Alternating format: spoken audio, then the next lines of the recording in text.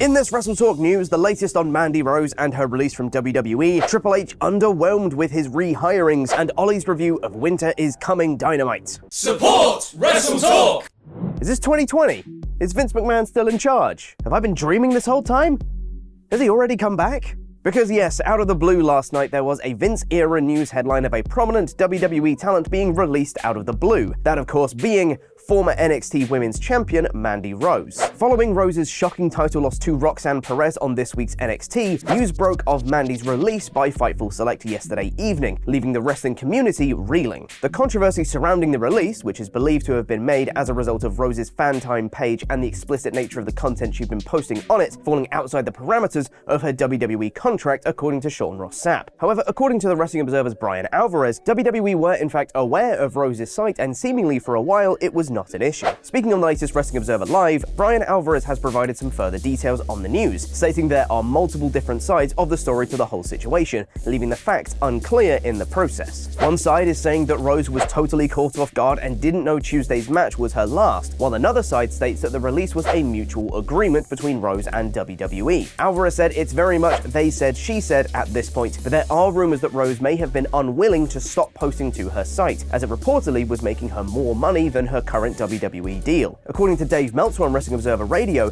Matt Bloom reportedly informed Shawn Michaels of some of the content she'd been posting, and Shawn's immediate response was, "We've got to get the title off of her immediately." So he switched around the whole episode of NXT to have Roxanne Perez win the belt. Despite the sudden nature of it all, reportedly the destination of having Perez win the NXT Women's title was always planned to happen, according to Dave Meltzer on Wrestling Observer Radio, with the title change originally set to happen either on January 10th New Year's Evil show or February 4th Vengeance Day. Meltzer expanded on this, saying Rose's fan time page got popular and lucrative, and after she went further and further, she way crossed the line, with the belief being they had no choice but to fire her. As with any breaking news story, more is guaranteed to come out over the next few days, so stay locked to WrestleTalk.com for updates. Sticking with WWE now, and while Triple H has been everyone's favorite gift giver since taking the creative reins of WWE in the summer, gifting us with week after week of returning wrestlers, perhaps he is beginning to regret just a few of those decisions, according to WrestleVotes. I'm told a handful of talent brought back in the rehiring wave over the summer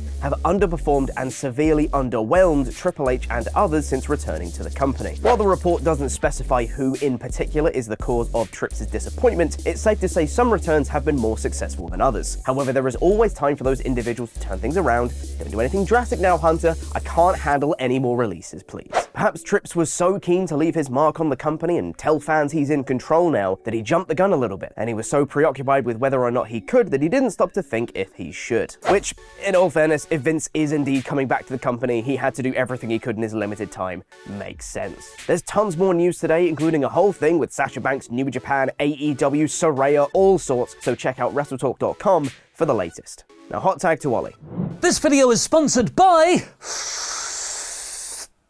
Raid Shadow Legends, which you can download using our link below, where you'll get a bunch of helpful items using the code RAIDRONDA in-game. That's right, the code is RAIDRONDA. But why would you need that code? Seems oddly specific. That's because Ronda Rousey is going to be in Raid Shadow Legends. Ronda is going to be a legendary champion, with her backstory taking some inspiration from her background in combat sports. And you can get Ronda Rousey in the game right now for free. Whether you're a new or long-time player, just by logging into Raid for 7 days between now and February the 20th. That's all there is to it. And if you use that code RAIDRONDA, you can get yourself a 3-day 100% XP boost, 500,000 silver, and 5 full energy refills. And if you haven't started playing Raid yet, you can click our link in the description or scan the QR code on screen now, and you'll get unique bonuses worth $30. The free Epic Champion Rector Drath, 200,000 silver, 1 energy refill, 1 XP boost, and 1 Ancient Shard, so you can summon awesome champions as soon as you're in the game.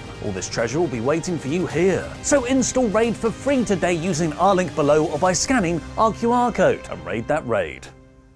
Now it's time for my review of the AEW Dynamite Winter is Coming special in about, I don't know. How long does it take winter to come?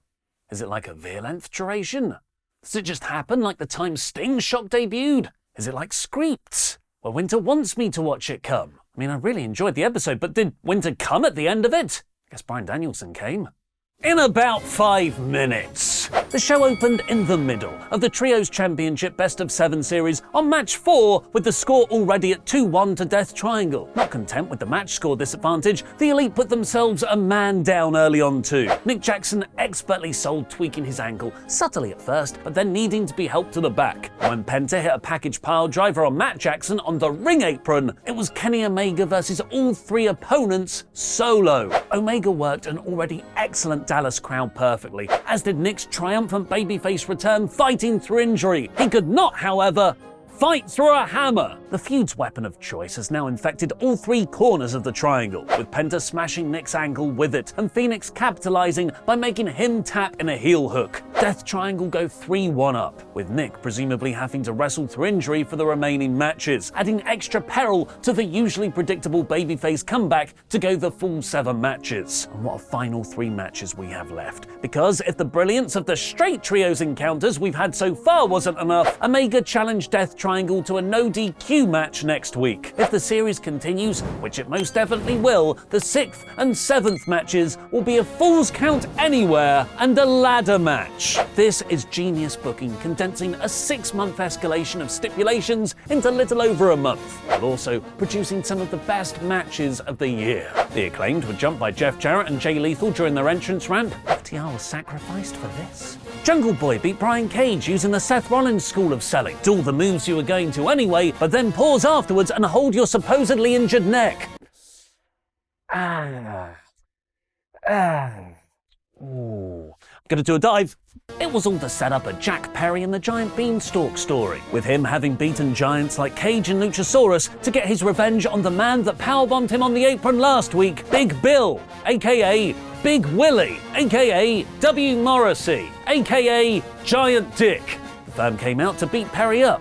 Stop trying to make The firm happen. But then out came Hook for an awesome save spot. Hook has been so underused on AEW, this felt like a main roster call-up. Jon Moxley set up a match against Sammy Guevara backstage. You told me the JAS feud was over, John! The House of Black got an excellent squash match against The Factory, with Julia Hart missing Nick Comoroto, Brody and Matthews taking out Cole Carter, while Malachi Black just sat in the corner, waiting to decapitate QT Marshall. And then just when you thought Jericho was getting stale again, he had the best thing on the entire show.